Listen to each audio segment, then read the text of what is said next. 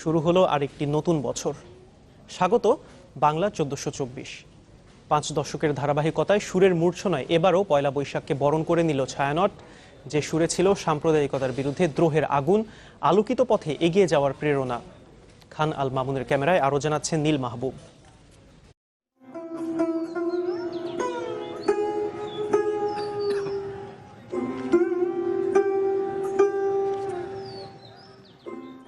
এবারও শেষ চৈত্রের খর নিঃশ্বাসে আর ভৈরব রাগে রাজরূপা চৌধুরীর সরদ বাদনে নতুন বছর এলো বৈশাখী সূর্যে।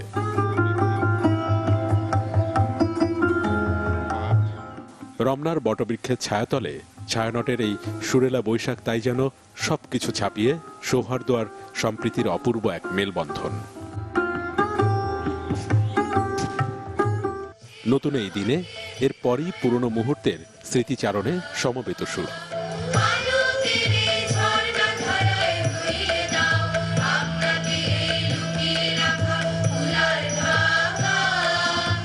পঞ্চাশে পা রাখা 60-এর দশকের ছায়ানটের প্রথম বর্ষবরণ শুরু হয় যে গানে।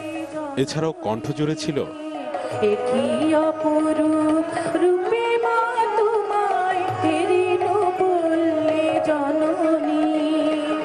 যে সুর মাঝপথে থেমে গিয়েছিল 2001 সালের বিস্ফোরণে। 2001 সালে যখন বোমা ব্লাস্টটা হয় তখন আমি এখানেই ছিলাম, একদম নিজের চোখে এটা দেখা। তারপরও প্রতি বছর আমরা আসি, কখনোই ভয় পাইনি, কারণ এটা একটা সংগ্রাম।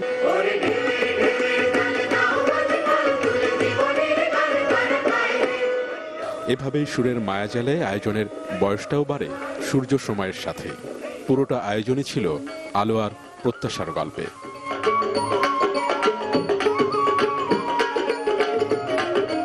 জন্মের পর থেকেই তো দেখছি ছায়ানট ছাড়া আমাদের পয়লা বৈশাখ বরণ হয় না। আমি ইংল্যান্ড থেকে আসছি এবং আমি আসছি এখানে আমার নিজের প্রাণের টানে। এইটা না হলে আসলে মনে হয় আমাদের পুরো বছরটা মানে ঠিকভাবে আমরা বরণ করতে শুরুই করতে পারতাম না। এদিন বৈশাখ ছিল কখনো শিশুর নরম হাতে, কখনো যুবকের বজ্র মুষ্টিতে। বৈশাখ ছিল তরুণীর রঙিন সাজে, ছিল বয়সী অভিজ্ঞতায় আর প্রজন্মের স্বপ্নালু চোখে। আপনি আমি আলোকিত হলে দেশ আলোকিত হবে না। সমগ্র দেশকে জাগাতে হলে, তাদের প্রাণের স্বাধীনতার বোধকে চালিয়ে দিতে হলে আমাদের সবার উচিত সাধারণ মানুষের কাছে যাওয়া। চারপাশ জুড়ে যখন হাজারো রং, তখন বর্ণহীন হবার অবসর কোথায়? উৎসবের রঙে তাই জেগেছে প্রাণ।